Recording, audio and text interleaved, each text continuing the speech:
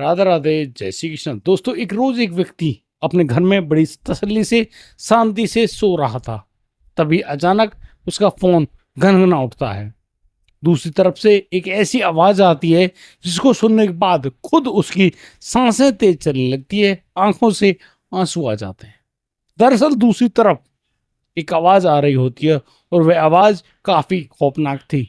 वो आवाज जो कि उसको अपना छोटा भाई बता रही थी, कह रही थी कि भाई, इन लोगों ने मेरे साथ बहुत बुरा किया है।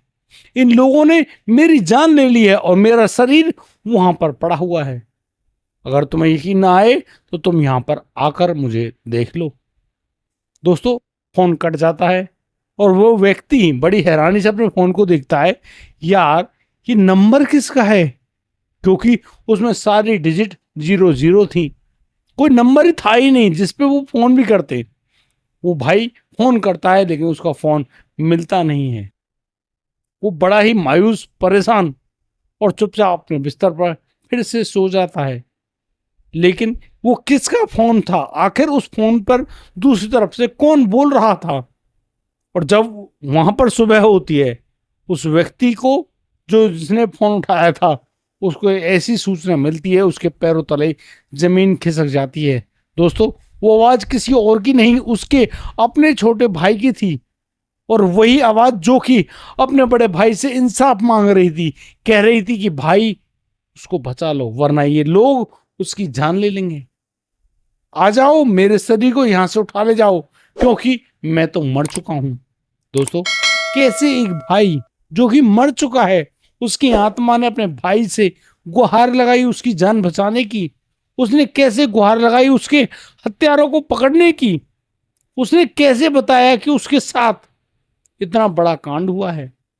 दोस्तों, ये कहानी जो मैं आज आपको सुनाने वाला हूं, वो ना केवल आपको चौंकाएगी बल्कि आप लोगों को सोचने के लिए मजबूर कर देगी कि कैसे किसी भी व्यक्ति की आत्मा अपने लिए न्याय मांगती है। यदि आप इस कहानी से कहीं भी जुड़ पाएं तो मुझे कमेंट करके जरूर बताइएगा, और आपके बीच में कोई ऐसा मामला घटित हुआ हो तो उसको बताने का मैं आपका स्वागत करता हूं। दोस्तों, बिल्कुल समय नहीं गवाऊंगा और मैं आज आपको लेकर चलता हूं छत्तीसगढ़। छत्तीसगढ़, उसकी राजधानी रायपुर। रायपुर का निकटवर्ती एक खरेरा तहसील है, थाना क्षेत्र है। उसके अंतर्गत आने वाला ये गांव खसेरा। ये जो व्यक्ति है जिसका नाम भागवत सारथी है, वो रोते पीटते थाने पहुंचता है और थाने में पुलिस वालों के सामने एक गुहार लगा रहा है। उनसे कह रहा है, सर, मेरा भाई वहां रोड पर मृत पड़ा हुआ है, आप एक बार उसको देख तो लो। पुलिस के पास जैसे ये सूचना पहुंची, पुलिस अपने दल बल के साथ फॉरेंसिक टीम को लेकर वहां उस रोड पर पहुंच जाती है और वो पाती है कि एक नई उम्र का लड़का, जिसका भागवत ने नाम बताया था किशोर सारथी, उसका सब पड़ा हुआ था। उसकी क्षतिग्रस्त मोटरसाइकिल भी पड़ी हुई थी। आखिरकार वहां पर हुआ क्या था? सभी लोग हैरान भी थे, परेशान भी थे और सोच ही रहे थे, यार अब आगे क्या होगा, क्योंकि किसी को कुछ भी मालूम नहीं था। अब तो पुलिस वहां देखती है, पुलिस समझती है ये तो एक एक्सीडेंट है और एक एक्सीडेंट में किसी की भी जान जा सकती है। ये किशोर जो है, इसको किसी बड़ी गाड़ी ने टक्कर मार दी है और उसी टक्कर की वजह से इसकी मोटरसाइकिल गिर गई है और इसके सिर में चोट लगी है। अब यहाँ पर ना तो कोई कैमरे हैं, ना ही कोई चश्मदीद गवाह है, ना ही कोई खास व्यक्ति जिससे हम उसके बारे में सच्चाई जान सकें। अब सच्चाई सामने कैसे आई, तो बड़ा ही हैरान करने वाली बात थी। तभी तक वहां पर उस किशोर की पत्नी रोशनी भी पहुंच चुकी थी। रोशनी का रो रो कर बहुत बुरा हाल, इतनी जोर से रो रही है क्योंकि उसका सुहाग उजड़ गया। वो कहीं की ना रही, बहुत कुछ बोल रही है और उन मारने वालों पर हजारों लाखों लानतें भेज रही है। तुम्हारा नाश जाएगा, तुम्हारा बुरा हो जाएगा, बहुत कुछ कह रही है। पुलिस बड़े तसल्ली से उस रोशनी को वहां चुप कराती है, साइड में करती है और फिर उस किशोर के शव को लेकर हॉस्पिटल भिजवाती है ताकि उनका पोस्टमार्टम हो सके। किशोर का पोस्टमार्टम भी होता है। तब तक जो भागवत है वो अपने छोटे भाई की जो पत्नी है रोशनी को लेकर अपने घर, अपने गांव पहुंच चुका था। अब ये बात कैसे होगी, किसके पास होगी? खुद पुलिस जगह जगह पूछताछ करी, लेकिन सभी लोग अपने इस बारे में जानकारी होने की असमर्थता जगाता बताते हैं कि उनको नहीं पता। जब रोशनी से पूछताछ की गई तो रोशनी भी कोई संतोषजनक जवाब नहीं दे पाई। भागवत से पूछा गया तो भागवत ने कहा कि मेरा भाई अलग रहता है, न्यारा बोलते हैं इसको। भाई अब उनके घर में क्या हुआ है क्या नहीं मुझे नहीं पता, लेकिन मैं एक बात सोच रहा हूं, जब इस भाई की जान गई है, माना कि एक्सीडेंट हो गया, बॉडी यहां पर मिली है, पर्स यहां पर मिला है, जेब के पैसे यहां पर मिले, फिर इसका फोन कहां गया? क्योंकि मोबाइल फोन किसी के पास भी होना बड़ी ही लाजमी बात है, क्योंकि आज के समय में किसी के पास यदि मोबाइल नहीं है तो आप यकीन मान लीजिए वो बहुत ही गजब का व्यक्ति है, कि मोबाइल एक डेली नीड बन गया है। लोग सोते सोते मोबाइल चलाते हैं, जागने की तो मैं कहूँ ही क्या। पुलिस भी इस बात पर गौर करती है, यार वाकई में भागवत सही कह रहा है, मामला क्या है आखिर। पुलिस पोस्टमार्टम करा कर लाती है, किशोर के बॉडी को उसके परिजनों को सौंप दिया जाता है, उसका अंतिम संस्कार भी कर दिया जाता है। लेकिन अभी तक पुलिस के हाथ बिल्कुल खाली। पुलिस उस किशोर का मोबाइल नंबर लेती है, उसको जो सीडीआर रिपोर्ट वगैरह वो भी निकालती है, लेकिन कोई भी वाजिब ऐसा सबूत नहीं मिला जिससे ये पता चले कि आखिरकार किशोर की किसी से लड़ाई झगड़ा कुछ है या नहीं। बात बड़ी थी। उधर भागवत सारथी बार बार ये कह रहा है कि उसको शक है कि उसके भाई की किसी ने जान ली है, ये एक्सीडेंट नहीं है। बार बार पुलिस ये कह रही है कि ये एक्सीडेंट है। अब ये बात कैसे होगी? अचानक से उस रात भागवत का फोन बज उठता है और उस फोन पर वही खौफनाक आवाज, वही रोते हुए ऐसी आवाज आती है और वो कहती है कि भैया मुझे न्याय चाहिए, मेरी उन लोगों ने जान ले ली, उन्होंने मुझे टक्कर मारी, और टक्कर मारने का जो मुख्य आरोपी है वो कोई और नहीं उसकी अपनी पत्नी रोशनी देवी है। अब इस पूरी जानकारी को लेकर भागवत पहुंचता है थाने, और ये बात थी 6 मार्च की। 6 मार्च 2026 को जब भागवत थाने गया, उसने पुलिस वालों को बताया कि ये बात है 28 फरवरी की सुबह जो बॉडी, डेड बॉडी रोड पर पाई गई वो उसके बड़े भाई की, छोटे भाई की थी, उसके छोटे भाई की थी। अब उसका छोटा भाई, भाई आखिर किसने उसके साथ ऐसा किया है, कौन है उसका दुश्मन? क्योंकि भागवत उसकी पत्नी का नाम लेना नहीं चाह रहा था। तभी पुलिस बोलते हैं कि भाई आप किसी पर शक हो तो आप अपनी बात बता दीजिए। तो यहां पर भागवत कहता है उसको कोई खास शक नहीं है, बाकी आप पूछताछ कर लीजिए। वो बता नहीं पाता है अपने छोटे भाई की पत्नी का नाम, क्योंकि यदि वो ऐसा बताएगा तो समाज में बहुत बुरा समाचार जाएगा, सूचना जाएगी। तो इस मामले में वो थोड़ा चुप हो गया, और इसी बात का फायदा उठा रही थी वो रोशनी देवी। पुलिस ने सारी छानबीन करी, सभी के हाथ खाली। तो एक रोज एक पुलिसकर्मी खुद बड़ी तसल्ली से बड़े इंस्पेक्टर साहब बताता है कि साहब क्यों ना हम उनके परिजनों के नंबरों की सीडीआर रिपोर्ट निकालें, जांच करें आखिर बात क्या है। और दोस्तों, जिस बात का डर था वही बात आज सच होने जा रही थी, लेकिन बड़ी घुमावदार थी। कहानी क्या थी बता रहा हूं दोस्तों। यहां पर पुलिसकर्मी किशोर सारथी के घर पहुंचते हैं, उसके भाई भागवत सारथी का, उसकी पत्नी का, रोशनी देवी जो कि किशोर की पत्नी है, उनका नंबर वगैरह सब कुछ लिया जाता है, उनकी सीडीआर रिपोर्ट निकाली जाती है।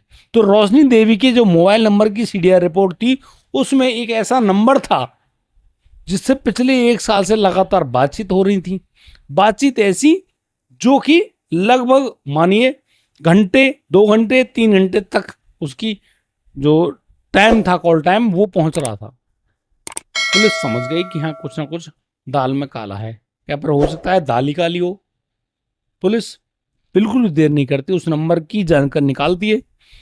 नंबर मिलता है रोशनी देवी के गांव का रहने वाला एक लीलेश उर्फ भूरू नाम के लड़की का। अब जहां पुलिस तो छानबीन करेगी, सिविल वर्दी में उन्होंने पूरी खबर जान निकाली, भाई कौन लीलेश है, कौन भूरू है, सारी कहानी निकाली। फटाक से भेद खुल गया। पुलिस ने तुरंत रोशनी देवी को डिटेन किया थाने में कि आ जाओ मैम, बात करनी है। रोशनी से पूछा कि आपको कुछ पता है तो बताइए। रोशनी देवी बड़ी सातिर शांति से कहती है नहीं, उसको कुछ नहीं पता। पुलिस कहती है सही से बताइए, ये किसी और का मामला नहीं है, आपके पति की मृत्यु का मामला है। ये हत्या भी हो सकती है, लेकिन है कौन हत्यारा यही जानना है, तो हमारी मदद कीजिए।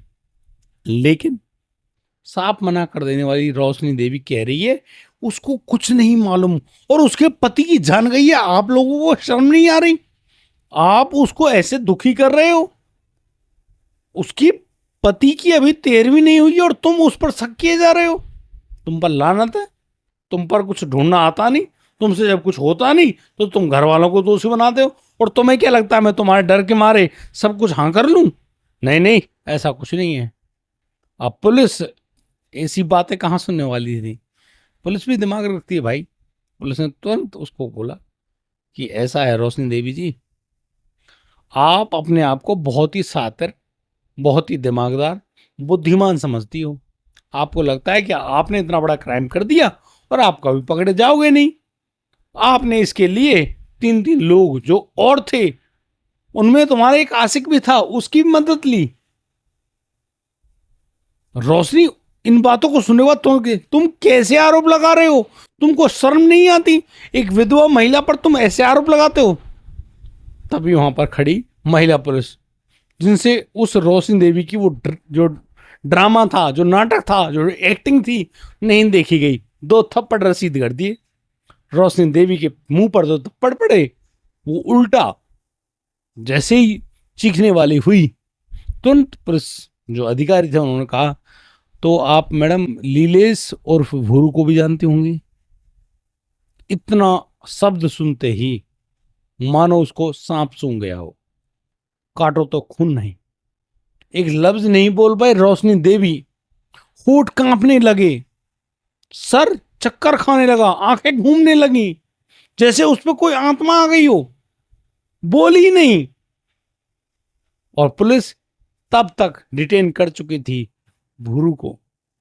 लीलेश और भूरू को थाने में जैसे ही रोशनी देवी के सामने प्रस्तुत किया गया, रोशनी देवी वो दहाड़े मारकर रोई, ऐसी चीखी चिल्लाई, बस सभी लोग उसके मुंह को देखते रह गए। वाह क्या गजब एक्टिंग है तेरी, वाह मेरी कलयुग की पत्नी, क्या बात है तेरे। मामला बिल्कुल गोल। अब पूछा गया कि कहानी क्या है। इस कहानी को आप लोगों को एक्सप्लेन करना पड़ेगा, ये है क्या। तो इस पूरे मामले में सामने आया क्या? बचपन का प्यार मुझे भूल नहीं जाना रे। ये ऐसा प्यार जो कि हैरान कर दे, एक ऐसा प्यार जो रातों की नींद हराम कर दे, एक ऐसा प्यार जो मजबूर कर दे अपने ही पति की जान लेने के लिए। आखिरकार ये लीलू, जो लीलेश और भूरू है, रोशनी देवी है, जो कि बचपन के मित्र हुआ करते, साथ में पढ़ा करते, कभी आंख लड़ गई थी उनकी, लेकिन शादी हो गई रोशनी देवी की।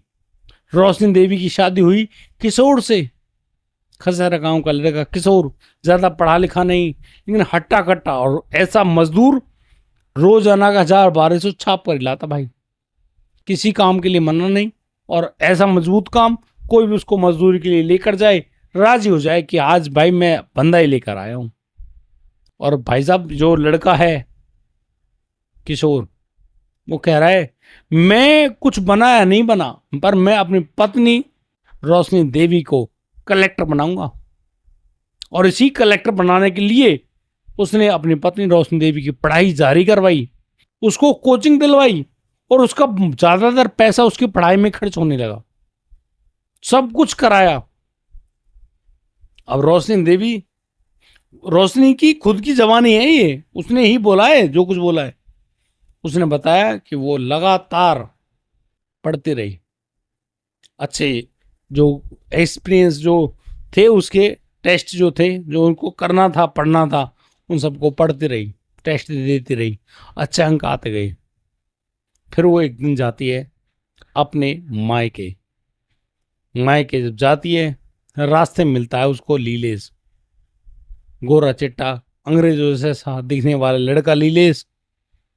उसको देखते ही रोशनी भौचक के रह गई। उधर वो जो लड़का है लीलेश, वो भी हैरान रह गया, आज मैंने देखा है। और देखा क्या, खूबसूरत अपनी प्रेमिका को देखा, जिसे वो मन ही मन चाहता था। कहीं ना कहीं उनकी जो हृदय की दबी हुई आग थी वो दोबारा से प्रज्वलित हो गई। दोनों ने एक दूसरे का नंबर आदान प्रदान किया, उनकी बातचीत बातचीत शुरू हो गई, और वो बातचीत कब प्यार में तब्दील हो गई, क्योंकि प्यार तो कभी और का था, बहुत पहले का था, पुराने का था। वो सामने आ गया। सामने आते ही बवाल मच गया भाई। मिलने लगे, एक दूसरे को चाहने लगे, सपने देखने लगे। और ये सपना ऐसा भी देखा जिसमें वो एक दूसरे का होना चाहते, एक ही गांव के, एक ही बरादरी के भाई बहन लगने वाले रिश्ते में एक दूसरे से मोहब्बत करते हैं, एक दूसरे से संबंध बनाते हैं। आप सोचिए इस घिनौनी मानसिकता को। इसी मानसिकता के चलते बस एक दिन उन्होंने सोच लिया, किशोर को रास्ते से हटाना पड़ेगा, अपने प्यार की बाधा को दूर करना पड़ेगा। पुलिस ने पूछा क्यों, किशोर तुम्हारा क्या बिगाड़ रहा था? तो रोशनी ने बताया कि किशोर अब उसे रोका टोकी करने लगा था, क्योंकि किशोर ने उसका मोबाइल फोन, उस मोबाइल फोन के थ्रू जो होने वाली चैट थी, व्हाट्सएप वगैरह चैट सब कुछ देख ली, तरह तरह के फोटो देखे, सब कुछ देख लिया, जान गया, सब कुछ मान गया। और दोस्तों, रोशनी ने जब अपने पति को कुछ भी नहीं बताया, उसने कहा कि तुम्हें शर्म आनी चाहिए, जब मैं तुम्हें इतना प्यार करता हूँ, बड़े प्यार से खुश रखता हूँ, तो तुम क्यों उस लीलेश को चाहती हो? अरे रिश्ते में तो वो तुम्हारा भाई लगता है, शर्म आनी चाहिए। ये बातें कहीं ना कहीं उस रोशनी देवी को दर्द देने लगी। और दोस्तों, फिर वक्त आता है 27 फरवरी 2026 को रात के 8 बजे। जैसे ही वो लड़का किशोर अपनी मजदूरी से लौट कर आया अपने घर में, आज उसकी पत्नी गुमसुम नहीं थी, राजी खुशी उसको पानी ला कर देती है, उसको पूछती है क्या खाओगे? वही बनाऊंगी। किशोर ने बड़ी हैरानी से कहा कि पिछले 2 महीने से मुझको बिल्कुल तवज्जो ना देने वाली उसकी पत्नी आज बड़ी राजी है। क्या बात है, वो भी राजी हो गया। कहा बोलो ना क्या बात है? कहा कि मेरा टेस्ट आ रहा है, मैं पढ़ाई करना चाहती हूँ, तुम एक काम करो, मेरे गांव चले जाओ, जो कि वहां से करीब 15-20 किलोमीटर दूर था। वहां से मेरी छोटी बहन को ले आओ, वो यहाँ घर का काम दिखवा लेगी और मैं पढ़ाई कर लूंगी। शायद किशोर को मालूम नहीं था कि ये वो साजिश है जिसके अंतर्गत उसको फंसाया जा रहा है। वो नहीं जान सका।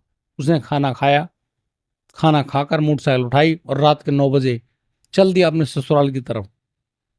लेकिन उसको मालूम नहीं था कि कोई उसका पीछा करेगा। उसने आखिरी बार अपने घर की तरफ मुड़कर देखा, गहरी निगाहों से उसने अपनी पत्नी को देखा, जो कि गेट पर खड़ी होकर उसको बाय बाय कर रही है। उसको मालूम नहीं था ये वाकई में उसके लिए अलविदा कह रही है। दोस्तों, किशोर अपनी मोटरसाइकिल से रास्ते में आगे बढ़ता गया और उधर रोशनी का हाथ उसके फोन पर चला। उसने तुरंत फोन करके अपने आशिक नीलेश को बताया कि उसका पति घर से निकल चुका है। और जैसी की प्लानिंग थी, नीलेश के 2 दोस्त जिन्होंने किराए पर एक थार गाड़ी को लिया था, थार गाड़ी को लेकर पीछा करने लगे किशोर के। किशोर एक उमंग में आगे बढ़ रहा था। उसने बिल्कुल भी सोचा नहीं कि पीछे उसके कैसी गाड़ी चल रही है। वो गाड़ी लगातार रोड पर आगे बढ़ रही है और वो लोग इंतजार कर रहे हैं कि कब रास्ता अकेला हो और कब वो अपने द्वारा की जाने वाली वारदात को अंजाम दें। तो दोस्तों, आगे जैसे रोड अकेला हुआ, सुनसान हुआ, धड़ाक से पीछे एक ऐसी टक्कर आकर लगी किशोर की मोटरसाइकिल में। किशोर उछलकर रोड पर गिरा, बहुत बुरी तरह से घायल हुआ और फिर मरने जा रहा था। तड़प तड़प कर उसकी अंतिम सांसें हो रही थी और फिर किशोर भी दम तोड़ देता है। और इस दम तोड़ते हुए किशोर को देखने पहुंचा नीलेश।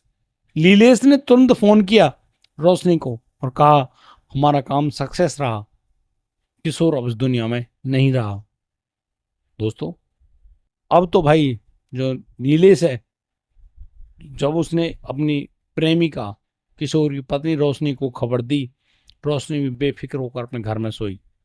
आज उसको डर नहीं था, आज उसके दिमाग में खौफ नहीं था, लेकिन एक चूक हो गई। वो चूक थी किशोर का मोबाइल फोन। दरअसल किशोर का जो मोबाइल फोन था, उसको उठाने वाले नीलेश के दो मित्र, उन्होंने उस फोन को उठा लिया, उसमें से सिम निकाल कर वहीं फेंक दी, लेकिन फोन को अपने साथ ले गए। उन्होंने सोचा कि इसमें भी कोई ना कोई सबूत होगा, हम वो सबूत नहीं छोड़ेंगे, लेकिन गलती कर दी, उन्होंने उस मोबाइल फोन को ऑन कर दिया।